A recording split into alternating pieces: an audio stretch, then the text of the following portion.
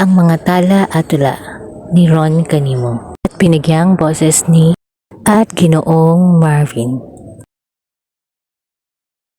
Malapit ko nang tanggapin na hindi ako magaling. Walang espesyal sa akin. Walang kamamanghaan o kagigiliwan.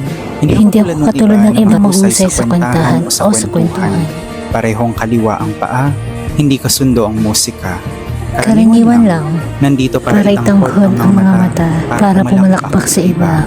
Hindi ko kailanman naranasang maging bida o una. Lagi lang suporta. Ilang kailangan magpakilala. Ako si ganito, kasama lang ni ano. Pagkatapos ay balik na muli sa pagiging pagiging ordinaryo. ordinaryo. Walang maipagmalaking talento o lubhang talino o nakakabilib na kwento. Kaya't unti-unti ko nang tinatanggap na Hindi ako magaling. Maaaring marunong lang o sanay, pero pati ko masasabing mahusay. Nahihirapan pa rin makasabay, mga sandali pa rin ligaw sa buhay. Hindi ko pa rin mawari, kung may patutunguhan ba tong pagiging karaniwan lang. pero sana meron.